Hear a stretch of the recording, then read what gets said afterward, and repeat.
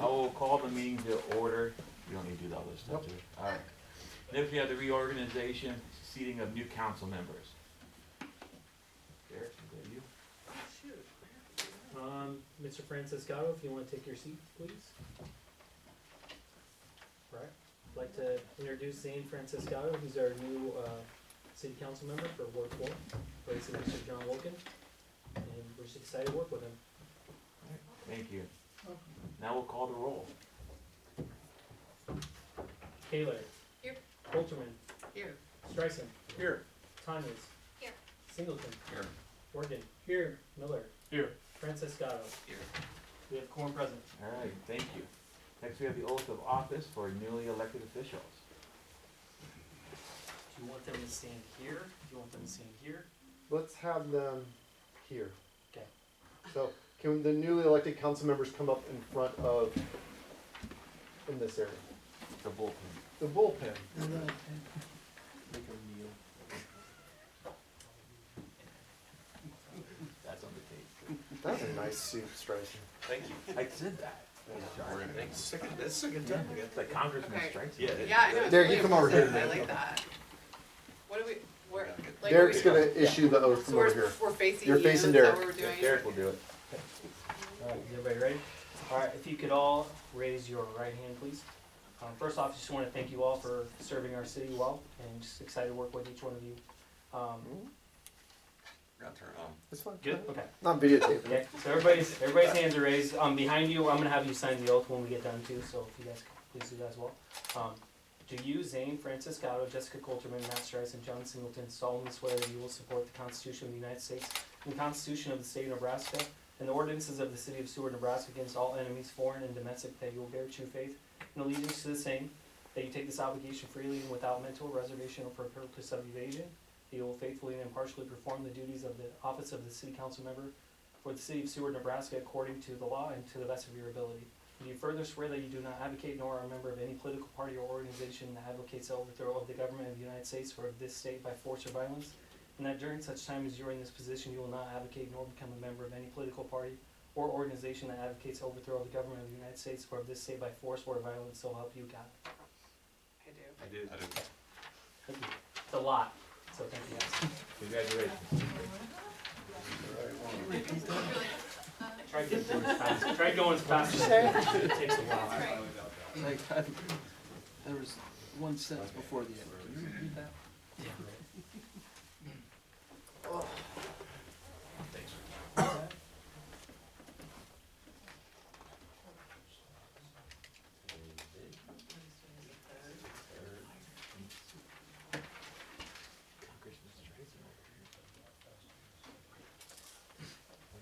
Okay, who's the notary? Are you the notary? I'm not very. Who's gonna notarize this? I don't know, what did I give you, Matt? Is it blue? Oh, it's black. It's black. Yeah, blue. Let me see here. Zane's got a blue one. Yeah, blue.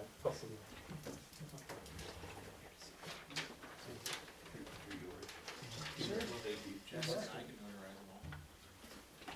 I'll just give you that. That's fine. We'll get started. You can have them all. Thanks.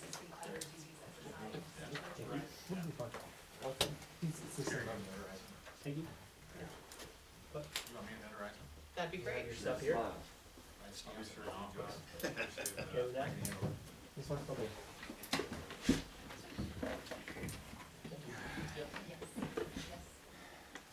So next we have the confirmation of appointed city officials and administration of the oath of office. We have Taylor Mifflin, Fire Chief. Come on forward. Taylor, Yeah. before, do we want to have him have a comment before? Or? Yeah. Yeah, if you want to introduce yourself, step up to the podium, introduce yourself, and then you can make any sort of statement. Then we'll make a formal motion on the appointment, and then we'll do the oath of office. Alright, so I'm Taylor Mifflin, it's Seward Volunteer Fire Department. My organization voted me into this spot. I can honestly say it's not something that I ever saw myself doing, but we're definitely here. Third generation fireman with Seward Fire. I've been on the department about 7 years, transitioning. I would like to give a shout out to our leadership that came before me. They did teach me what to do, what not to do, anything like that. That's about it. Thank you, Taylor. So we have an appointment, motion. Move to approve. Second. Any further discussion? Keep your fingers crossed. Seeing none. Please register your votes. Please display the votes. Voting in favor, Franciscato, Kaler, Tanya, Squigler, Miller, Singleton, Streisand, Morgan, 8-0. Congratulations, we're excited to work with you, and I think Derek has an oath for Yep. you. We'll have you come up here. Kind of same process as before. I don't have a fancy one for you to sign, you can just do that at City Hall at some point in time. First off, thank you for serving our community, it's a big role, Turn it on. so thank you for serving as well. You guys ready? Good? Alright, if you wanna raise your right hand, please. To you, Taylor Mifflin, solemnly swear that you will support the Constitution of the United States and the Constitution of the State of Nebraska and the ordinances of the City of Seward, Nebraska against all enemies, foreign and domestic, that you will bear true faith and allegiance to the same, that you take this obligation freely and without mental reservation or for the purpose of evasion, that you will faithfully and impartially perform the duties of fire chief for the City of Seward, Nebraska according to law and to the best of your ability. And you further swear that you do not advocate nor are a member of any political party or organization that advocates the overthrow of the government of the United States or of this state by force or violence, and that during such time as you are in this position, you will not advocate nor become a member of any political party or organization that advocates the overthrow of the government of the United States or of this state by force or violence, so help you God. Smile. There, you good one. Congratulations.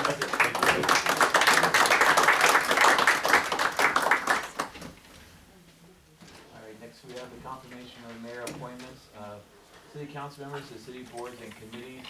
Looks like we'll just do A and B, is that right? Do you care if we do, okay. So we'll just do, A first as liaison.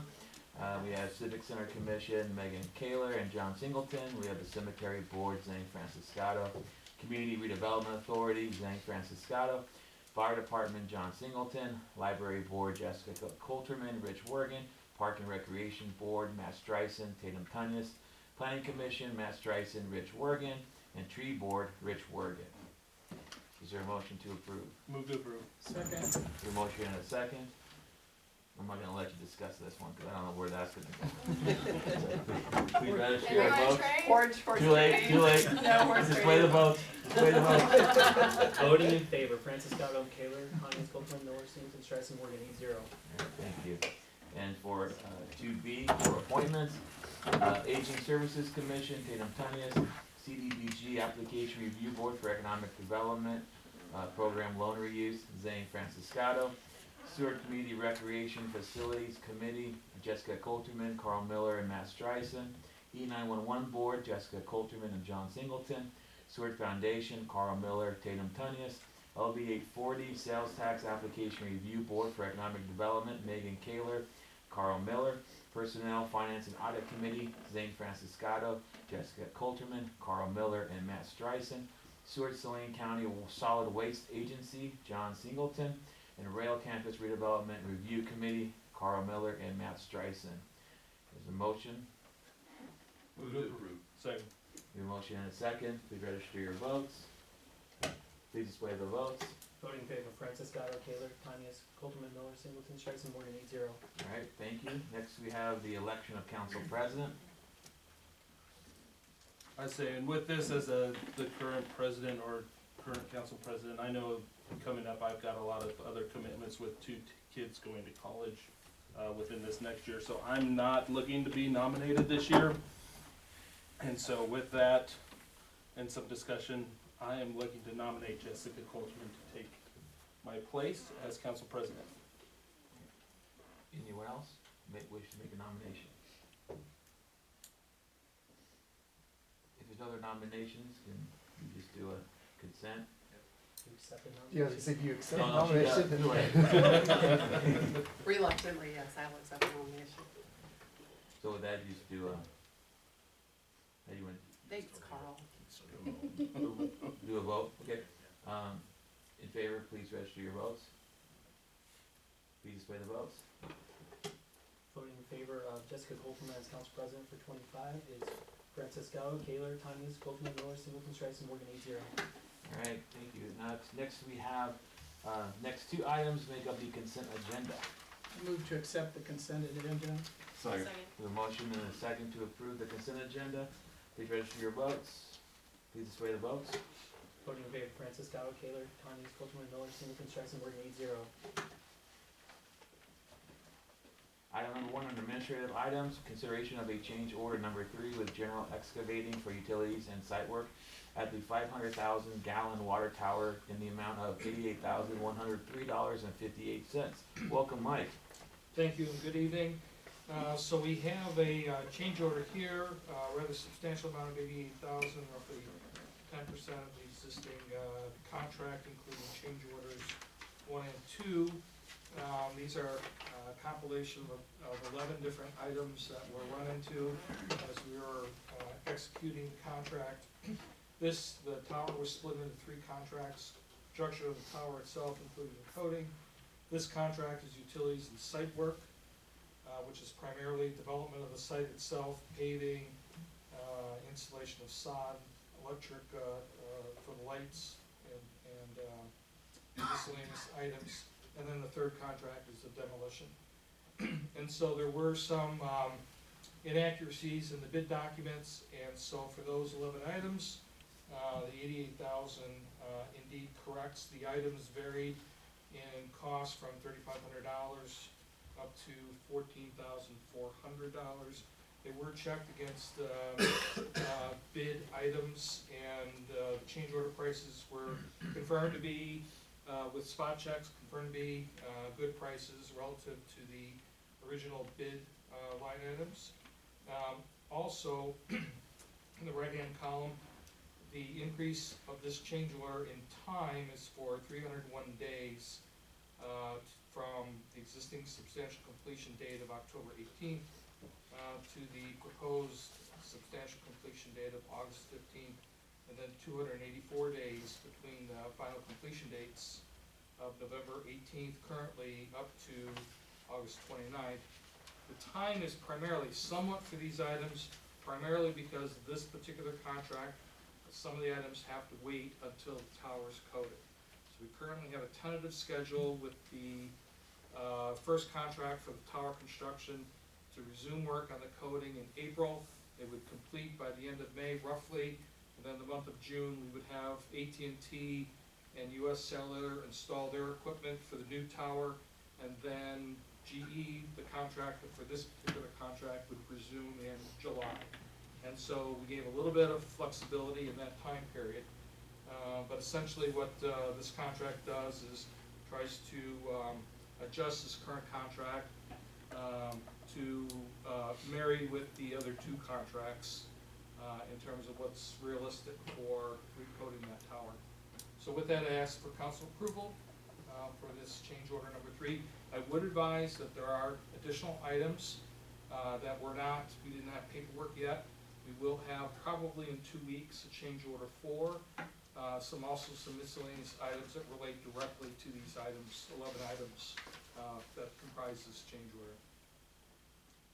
Hey, thanks, Mike. Are there any questions or comments from the council? What do you foresee the next change order to be for? With the alley itself, the surveyor stakes had the new alley pavement roughly 8-9 inches in spots above the existing ground.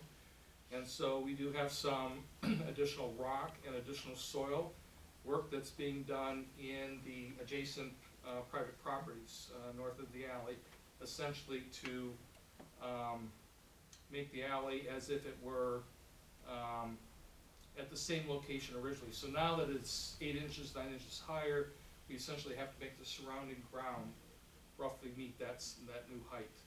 And so change order 4 will be for those items. So some of that work is underway already. How much do you figure we've done in change orders for 2024? Totally? Mhm. Oh, for all projects? Mhm. I don't have that total. I'd like to see that. Okay. I think that would be something worthwhile just to see.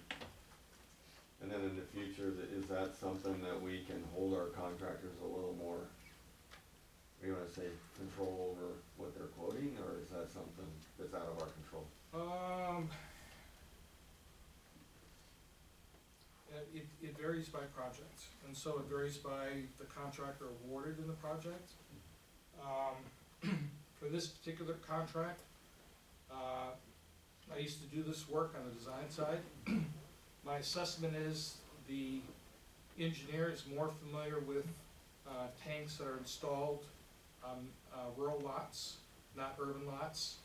And I think a lot of the oversights were essentially because they were not familiar with all of the items that came up. Of course, with an urban lot, some of it's unavoidable. We found gas mains that were not identified during the survey.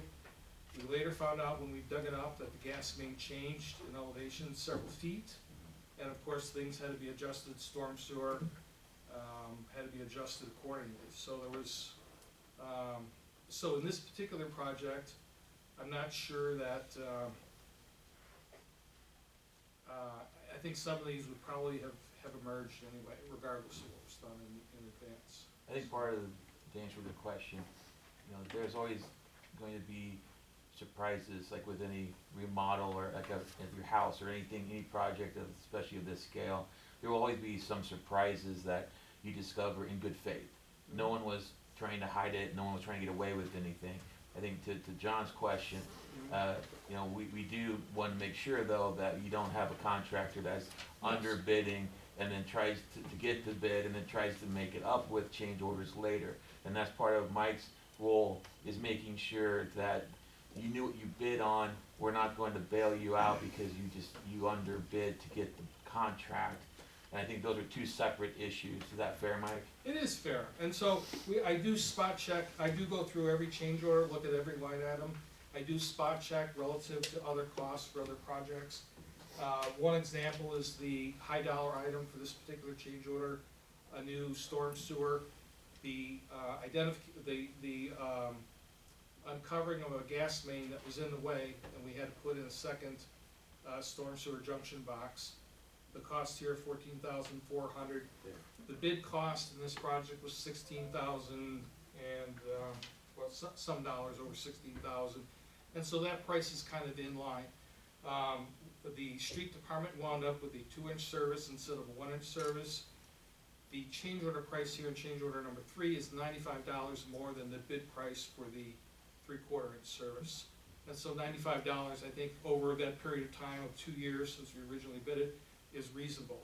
And so we check the number of hours we're proposing, and so and there was 20 pages of documentation from the contractor. They stated what their labor costs are. We are paying a slightly elevated cost per labor hour with change order. That's standard for this firm, and probably standard for any contractor. And so we would get markedly a little bit, conceptually a little bit better price at bid, which we will want most of these items in bid. Our approach has been to kind of work with the contractor, pay their costs fairly for the extra work that is obviously necessary. So these particular items, we were not able to, what's called in the industry, build per plan and spec. Those, it wouldn't have worked. And so we would have a larger project and we would have higher costs than these here. So, And a lot of what you're asking about is actually addressed in the bid process, is to make sure that when people are bidding that, and we saw this a little bit with the hail damage and on the roofs, is making sure that we're comparing apples to apples. So if you look at the initial bid and you're like, wow, they're missing some key components that everyone else has, well, you know, is that an attempt to backdoor it later with a change order? Or we bring it to their attention and say, okay, do you want to adjust your bid because you're missing these items? Is that fair? it is fair. I think it's a great statement to show the other people, that contractors that bid, that we're holding them accountable, and that we do review the process. Plus, it's giving the taxpayers a little bit. And it just to be 100% transparent with this, Mike's kind of our eyes and ears when it comes to the projects.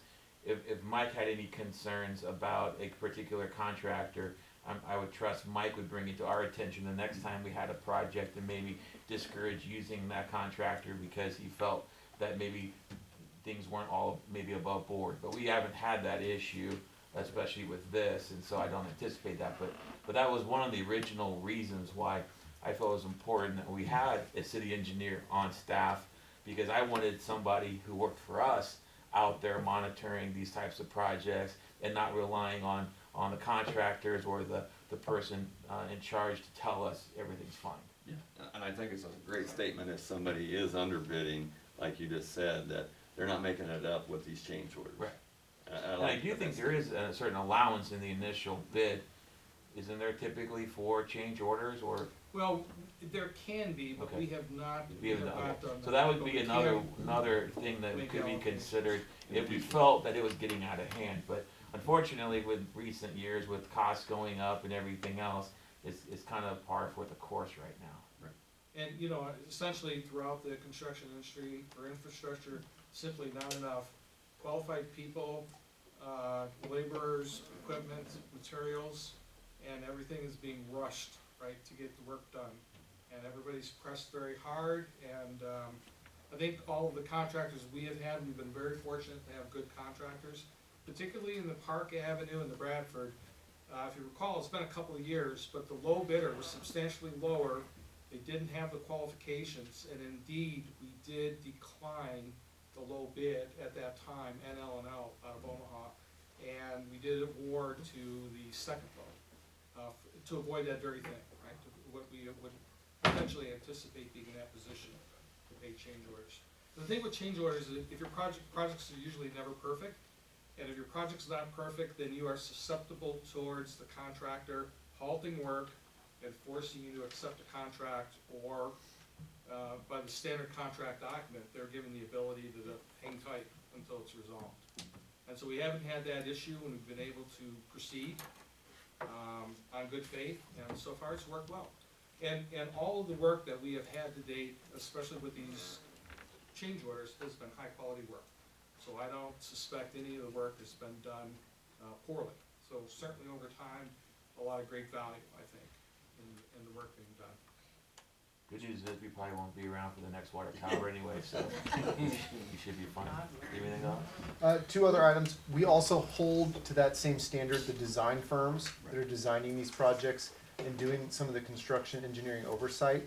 And so whether that's Shimmer or Olson or JEO or any SEH or any of the other firms that we utilize, we hold them accountable to design elements that we have failures on, or we have discussions directly with them, Mike, myself, and usually the other department head that's involved in the project, to say, why did we skip over looking at this, or why was this laid into the plan? And then do a follow-up, whether in the future should we look. A lot of them are, we know there's a conflict, but until we get down into it, we're not gonna spend the extra design expense and on-ground expense of going out and excavating that area in advance. We know there's a conflict under there. When you dig it up, you're gonna have to figure it out, and then you'll make a decision about what that will look like in the cost. We had numerous ones on the Bradford Street project with that you guys had change orders for. The other one is, and this is a big one for a lot of the work we do downtown, is we're talking about 100-year-old infrastructure that we're finally replacing, and our accuracy to where some of that infrastructure is and how it is located and its depth and everything else that's involved in it is, you're kind of crossing your fingers and hoping some of that stuff that's in our GIS systems is correct. Maybe some of the the construction drawings, the as-builts might be all right. You're also relying on people like Doug Pollock and his, decades of experience, but he's the only one left that was like, hey, I remember when we dug that road up and we were looking at the water main, I think it goes here, but there's also this, we're not really sure.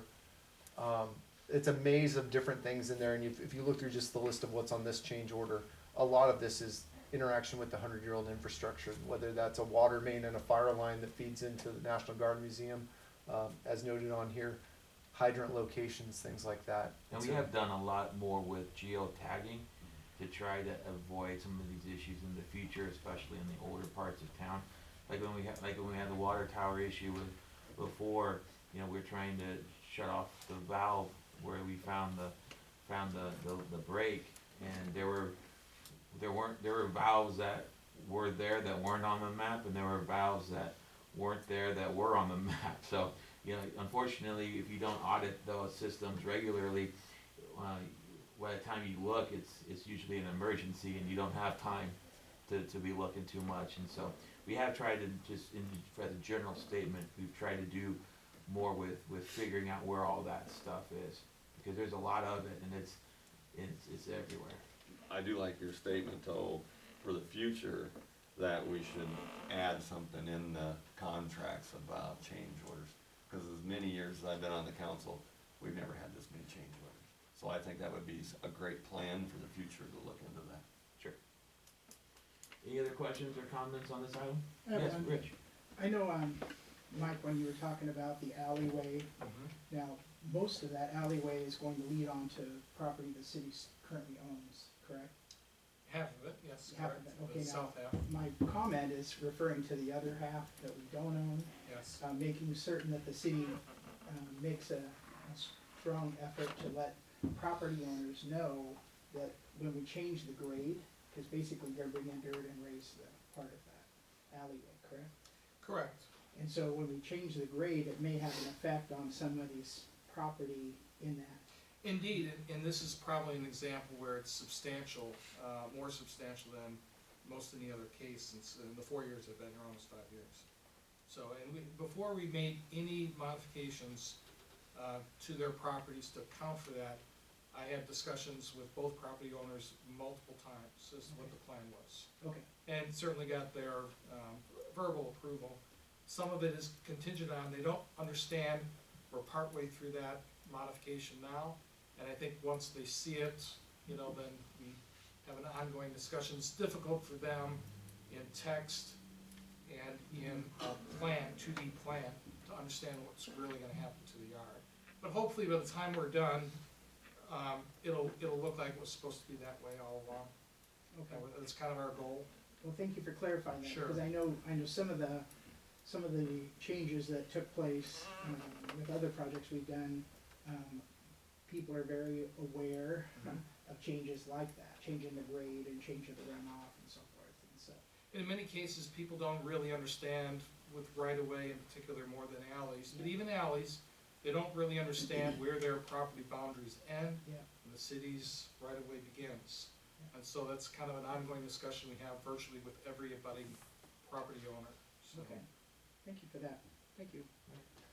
Any other questions or comments from the council?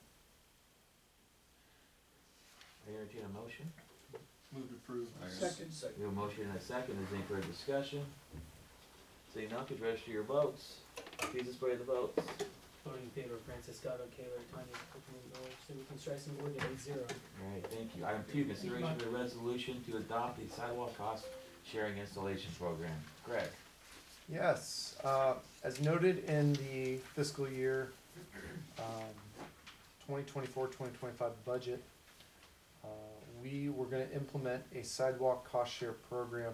This is an item I think we've bounced around since 2021. Prior to that time, Tim Dworak and Sarah Vincura in our planning and zoning office, along with numerous other staff, went out and did a survey of the entire city. So we utilized staff and walked all the blocks, and we marked down where missing sidewalk was, damaged sidewalk, and then just upheaved sidewalk, and so they had different gradings for different purposes. Most of that was loaded into our GIS system, specifically the missing sidewalk. And then through our discussion in the budget, we set aside approximately $60,000 this year to implement a project to start dealing with the gaps in the sidewalk.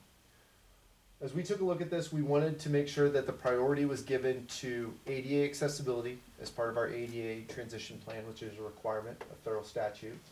And then also access and safe accesses to schools. We feel like that's one of the predominant pedestrian ways. Tends to be the areas that are also utilized by the community just to get around, but we have significant numbers of missing sidewalks that are adjacent or approximately close to schools. And so what will happen is the adoption of this program, and you have the different variables that are involved in it and the application itself. It's a 50% match for projects that are qualifying. There's a set limit per square foot. I believe it's $9.60 per square foot of sidewalk build. There's numerous plan reviews and everything else that's involved. This program is modeled off predominantly the Grand Island program, but we looked at numerous programs across the state, including Beatrice, Grand Island, and a number of other ones. And so we kind of amalgamated together and then made it work for our purposes. Basically, it will be run and operated straight out of the building and zoning office. Tim and Sarah will be able to go out there. They'll make verifications. We'll get, it's a reimbursement program, so the cash comes after you've had the work paid for and get final receipt for it from your contractor. There's no required specific contractor, so each homeowner or property owner can utilize who they want. It is for residential purposes at this point, so if you have a business or a apartment complex or something that's for a commercial purpose, that's not qualifying in this round. We're gonna see if we can fix it. We have numerous residential. Residential should, based on what we've seen in the areas that we've identified, should eat it up. The other one is we have some significant ADA needs that we've been working on closely with Bob Myers and Tim Dorak and Mike to identify. We're utilizing basically members of our community that utilize wheelchair access and other sort of access points. They identify the areas for us, whether they're in need of repair or they have no sidewalk at all, and then we go in and have Bob's crews go fix those areas up or come up with engineered design plans, working with Mike, and implement ways to make connectivity. So it's really about connectivity on the ADA side. It's trying to get places and people in the places they need to go. And so that will be the counterbalance for the two. So I can answer any questions you have. The money is available till it's all used up. And if we get closer into the end of the construction season, we'll instruct Bob to just go out and fix what's left in regards to ADA corners and start just working on different corners to make sure that we have them in compliance as part of our ADA transition if the money's not being used. But we'll do promotion, we'll do social media. We will probably even do some specific notifications of areas in approximation, especially in the elementary school, St. John's and St. Vincent. And then we will probably have an article in the paper. We'll work with Independent to get it known and out there and where you can find it. We'll post it up on the website. So that's kind of our action plan. And then we'll see how this first year goes. And then based on that, we'll report back to you and see what you guys want to do for next year. If it goes horribly wrong, we just promise never to speak of it again.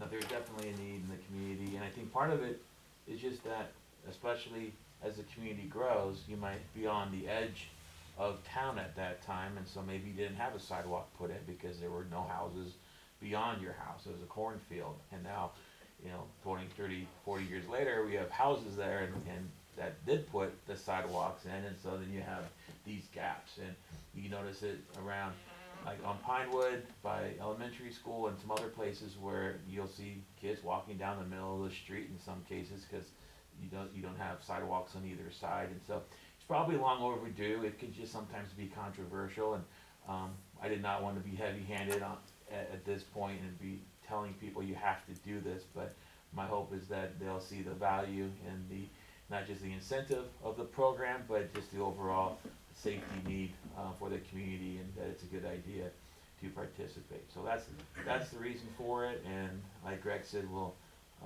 see what happens and if we can make some headway on this. Any questions or comments from the council? This is a resolution, so I would ask someone to introduce the resolution at that time.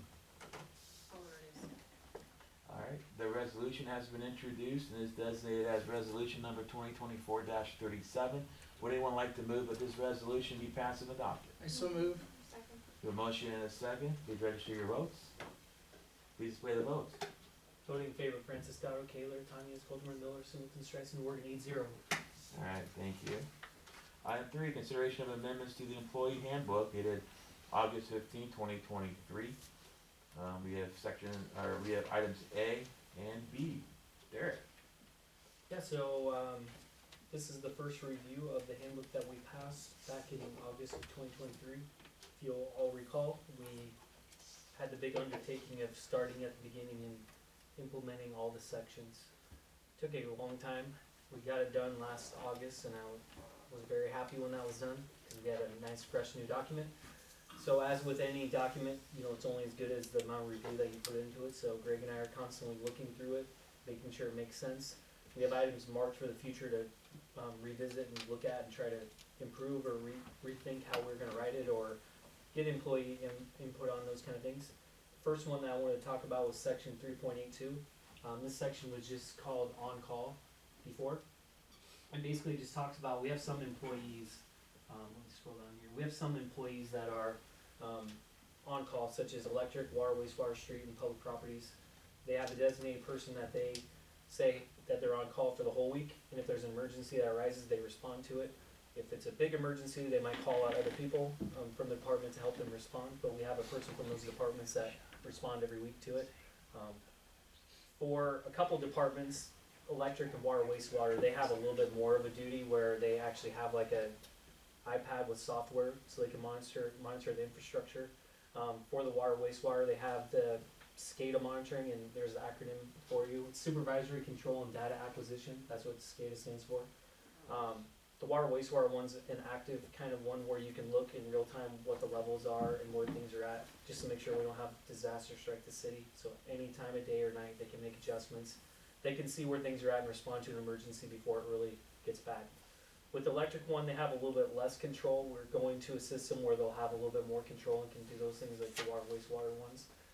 Theirs is more reactionary, so we consider them passive monitors. They can see when things are going bad and obviously respond to them. They can't really make any control changes from their software.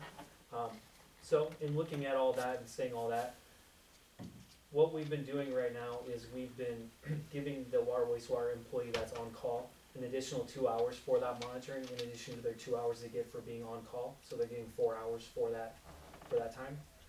For the electric department, they're just getting their 2 hours on call. They're not getting anything additional for monitoring because they're not really doing anything.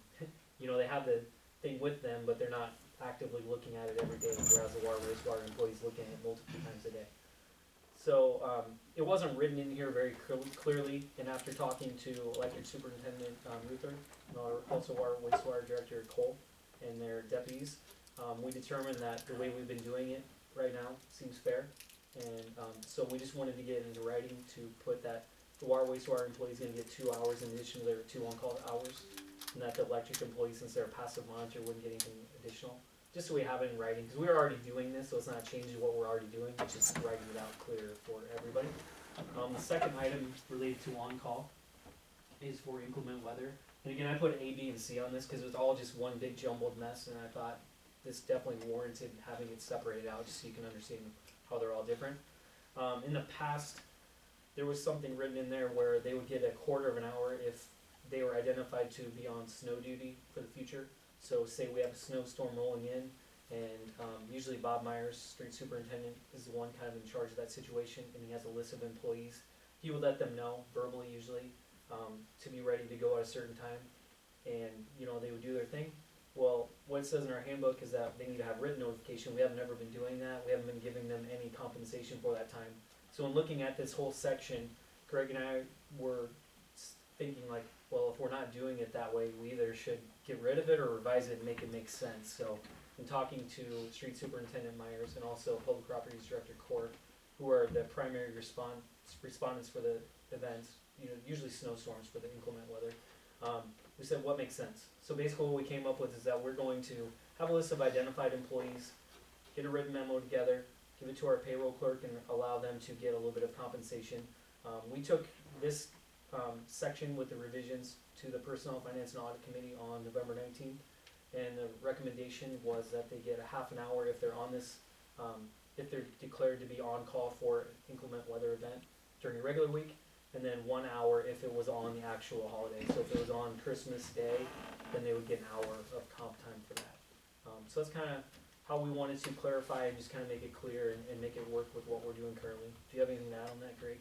Nope. Good summarization. So that's basically it. A lot of words and a lot of clarification, but again, the document's only as good as we can write in there and clarify for everybody. So we're just trying to make it clear for everybody and be upfront with what they're gonna get and when and how, and that's that. Can we do A and B together, or you gotta do them I'll separate? do them separate just for clarification in case someone wants to comment or change anything, but unless there's any questions or comments, entertain a motion on A. Can I ask a question? Yeah, of course. So is it 1 hour on an observed On what? holiday or not observed holiday? On the actual holiday, not on like, for example, if it happened on December 24th, Yeah, it would still be a half an hour because that's not a city declared holiday. yeah, I mean, maybe maybe in that situation, Christmas is on a Saturday and we have the 24th off, which would be a Friday. Right, That's not the actual holiday per se. got It's it. the, just a regular day. So it's kind of confusing, but we wanted to write that out because people are like, hey, is it on the Friday? Is it on the Saturday? How's that gonna work? So we just decided on the actual holiday, so it would be on December 25th, Okay, not the 24th if that were the observed holiday. But good question. I mean, we get that all the time, like, hey, what's that mean for the holiday and how it falls in the calendar kind of deal. And that's one of the reasons why we are routinely reviewing days, just Yes. because if you don't deal with it, kinda like with what we talked about earlier, you don't look at it until you need to look at it, and that's not the best time to be reviewing and revising in the moment. And so this is an opportunity to do that ahead of time before, it comes up again. Any other questions or comments? John, you good? Move to approve A. Alright, we have a motion to approve A, is there a second? Second. Motion and a second, any further discussion? Seeing none, to register your votes, please display the votes. Voting in favor of Francis Scotto, Kayla Tines, Coulterman, Miller, Singleton, Streisand, Word, need 0. On item B, Okay, this one's a lot less complex. So in our snow events that happened in January, we were closed down at City Hall and city offices for a few days. I don't exactly remember which days they were. January was super snowy and just cold, so I try to forget those days and move on to happier, sunnier days. In that situation, we obviously want to look back and see how our handbook performed against what actually happened, review that, and that's kind of where that 3.82 comes into effect too, is, hey, we had these snowstorms, what did our handbook say, what did we actually do, is it the same, how can we make it better, how can we make it clear? So this came from those snowstorms that happened earlier this year. Basically, we had a situation where we had employees that are living out in the country, and they were snowed in for a few days, just because the roads were impassable out in the country roads, and they weren't able to report to work. So the way it was written out is basically if you couldn't be contacted to return to work, you'd be only paid for actual hours worked. So we just wanted to put in there if they are unable to return to work. So they're just going to be compensated for the hours they were actually able to work and report to the offices, rather than if they could just be reached. You want to add anything to that? That's essentially what it came down. If you read it precisely, you would read it as, well, you can get a hold of me. Yeah. I just can't drive back into work anymore now that you need me to come back. And so, if you took it to its literal meaning, it read, hey, as long as you can call me and I can answer the phone, that means I'm reachable. And so he said, you have to be reachable and you have to be able to make it back in. And if you can't make it back in, we're not going to compensate for those hours. Question. yeah, John. So do employees, if they can't make it into work, do they get the choice of using a vacation day? Oh, yeah. Yeah, Okay, they Yep. will then, okay. yeah. Yep, they can use a vacation day, comp hours, personal leave, safety leave. I mean, we have numerous Yeah. different ones. Just that wanna they can verify. Some utilize. employees have a laptop and they have stuff they can do remotely. So sometimes we've done that, not every employee all the time, but that is a possibility. If you can't make it in, you have stuff you can access on our shared drive and all that kind of stuff. So, If your job is to answer the phone at City Hall, it gets a little hard, yeah. Yep. so. But we also wanna be fair, Yeah. but ultimately, it's gonna be a case-by-case basis. And this one was also brought to the Personnel Finance Audit Committee on November 19th. They were good with the change that was presented, and nothing was changed from that time. Move to approve B. The motion, is there a second? Second. The motion and a second, is there further discussion? Seeing none, please register your votes. Please display the votes. Voting in favor of Francis Scott, Kaler, Tines, Coulterman, Miller, Singleton, Streisand, Word, need 0. Alright, item 4, update on the Wellness Center. And I'm gonna warn you, John, there's a change order on here. Brace yourself. You won't mind this one. Good evening, everyone. Things that are going on right now, in the gym, wood had been put down, so what's happening next is the rubber base and track installation, and then there'll be wall padding for the I-beams that will go on around the gym floor when that is done. And so that is what is going on in the gym. The main areas that you're seeing a lot this week is flooring is being installed this week in the fitness room and the studio. So those areas are getting their flooring. Last week when we were up there, the painting and drywall was getting at a really good point in those areas. That has been completed, and so they're going to the flooring. That is significant this week because next week, weight room equipment will be delivered and installed. And so that coordination has been ongoing, and there will be a group here that will be installing it. And so that is a significant step. That will get done. There'll be a couple finishing touches that will need to go on in the fitness area after the weight room equipment is there, but it's minor things on corners, things like that. So that's the main thing that's going on this week. The pool deck was poured, and so now what's gonna be coming up in the pool area, gutters, lane tiles, drywall and paint will kind of continue going on in that group. And all the other areas are continuing on the same progress. There's finishes going on, some tile in the locker rooms, and that is progressing. It's less and less busy up there. There's probably a time 2 or 3 months ago that it was just absolutely crazy, things going on all the time. It's slowing down a little bit where there's certain areas, and so that's a good sign as we continue to go on and continue to be on schedule and on budget, and so that continues to go very, very well. But those gym and the fitness area and studio are the main areas that are seeing the progress currently. Any questions on that? We are, if you saw a post last week, we are gonna do a membership drive starting next week. We have our software established, and we'll be getting that up and ready to go to be able to take registrations next week. And so we'll be doing kind of an early bird discount for a month, that if someone would like to sign up, perhaps for themselves or maybe a gift for Christmas, been approached about that a lot, that will be available. And so as an incentive, if you want to do it early, there'll be an early bird discount. And so look for that early next week as we get going, but we should be all ready to go with that.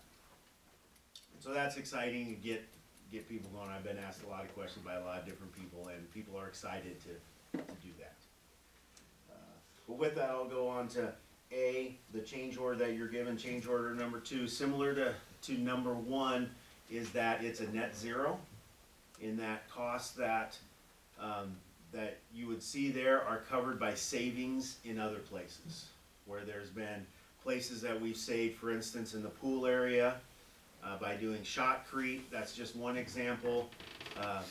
Those are things where we saved money, and so it's a net zero for that whole change order. And we're really happy with how Sampson has really worked with that and really looked at those items and taken care of us from day one with all of those things. And so it's really a tribute to them that those things have been happening, because a lot of those are directly because of them looking out for our interests. Without even knowing it, they're speaking on our behalf, and it's been great. So with that, I would have that change order in front of you. Any questions or comments for Joel? I think it's great that, that they did move some stuff around and the dollars, otherwise it would've cost, it'd be great to put in the paper, what it would've cost if they didn't move items Sure. around. Right. A 6-figure number like, some of those that are in there. I think that's great that they moved it around and that we had some savings. Yeah. So, There's some roof items too, and they really, it's appreciated very much. And I would add to it, if you look at every single one of these CORs, every COR is a deep dive discussion that usually involves Joel, myself, Shane Bach, Dave Cum, Adam with BVH, the whole Sampson team, all sit down for every single one of these. We have our meeting tomorrow on site, and then we're actually in the building looking at whatever the modification is or adjustment, and we have to do it for every single one of these all the way up through, I think we're up to 45 or 46 now. And so these are detailed discussions, negotiations, price reviews, where we look at different options and costs and things like that. So it's a deep process to get this to where it is now in front of you for every single one of these.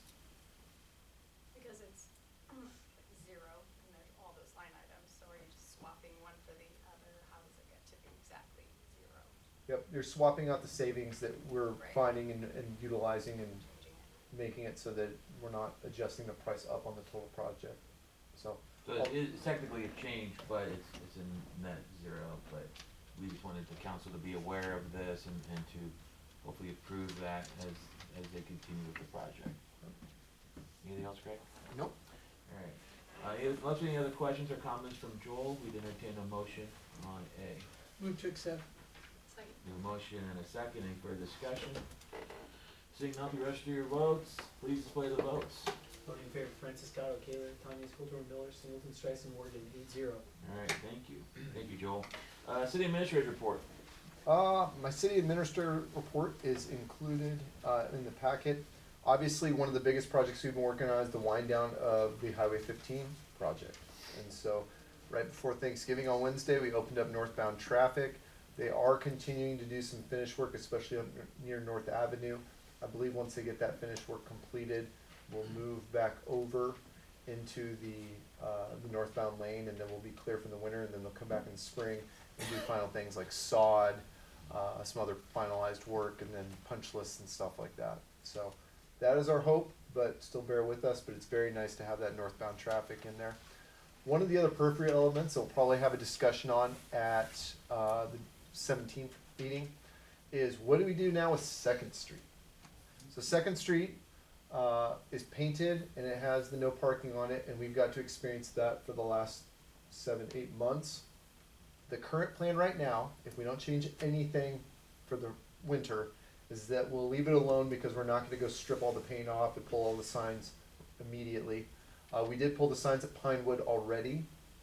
We may need to make some decisions about the other stop signs that are remaining, and then by January or February, we need to let NDOT know what our final plans are for Second Street. So we can go into a more deep dive, but kind of prep that discussion. On the 17th, we'll go into a little deeper discussion, and then sometime between now and mid-February, we need to tell NDOT what the city would like to do, and we'll go into more detail on that on the 17th. But I'm just prepping you, because I know it hit community chat, I think, after they saw that the bypass signs and stuff were all removed. So we need to have a community discussion, decide what we would like to do. And then they're open, if we wanna leave it, they're like, you're good, you can have it the way it is now, and if they want it all taken down and the paint removed and everything like that, they'll do that as well. But we need to find out what we wanna do, so we need to give some direction on that one. Have you heard from any citizens on that? I actually have, I've heard from citizens that said they wanna keep it. They wanna keep it with no parking and keep the center line down. It's a nice traversal. We also have people for like our snow removal purposes, that's one of the main thoroughfares. I haven't specifically spoken to the school district, but we're seeing a ton of the school bus traffic utilize Second Street.